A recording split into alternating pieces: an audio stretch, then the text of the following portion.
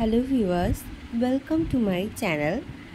আজ আমি আপনাদের সাথে শেয়ার করব কম্বল সেলাই বা ব্ল্যাঙ্কেট সেলাই, যে সেলাইটি অনেক ধরনের হয়ে থাকলেও আজ আমি আপনাদের সহজ পদ্ধতি সেটাই শেখাবো। সাধারণভাবে এই সেলাই দিয়ে আমরা শাড়ির পাড়, জামা কাপড়ের পাড়, ব্লাউজের হাতা বা সালোয়ারের হাতা বা অন্যান্য ডিজাইন করতে ব্যবহার করে থাকি।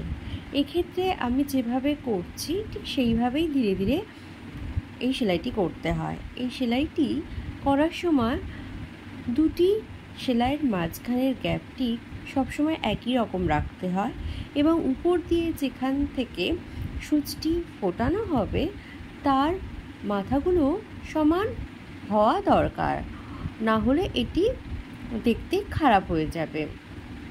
এবং সুতোটি যখন আমি নিচে থেকে টানবো সেক্ষেত্রে দেখবেন আমি নিচ থেকে একটু টানছি। যদি আমি টানতে আলগা দিই বা উপর থেকে টানি সেক্ষেত্রে বাঁধনটি আলগা হয়ে যাবে এবং সেলাইটি নষ্ট হয়ে যাবে। সেক্ষেত্রে আবার খুলে নতুন করে করতে হবে।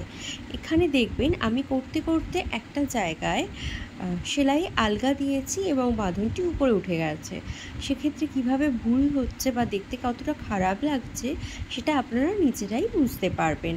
তো আপনারা দুটো জিনিস মনে রাখবেন, যে গ্যাপগুলো যেন সমান হয় এবং টানার সময় একটু হালকা শক্ত হাতে নিচের দিক করে টানবেন। জানেন তো বন্ধুরা, আমি এই সেলাই করতে ভীষণ ভালোবাসি, তাই আমার ভালো লাগা বিষয়টি আমি সবার সাথে শেয়ার করতে চাই। সেজন্য যখনই সুযোগ পাই দিনের মধ্যে আমি সুতো নিয়ে বসে পড়ি। আশা করি আপনাদের অনেকেরই এই সেলাই ভালো লাগে, আর এই সেলাইয়ের মধ্য দিয়েই আমরা আমাদের মনের অনেক ভাব ফুটিয়ে তুলতে পারি নানা রকমের ডিজাইন করার মাধ্যমে।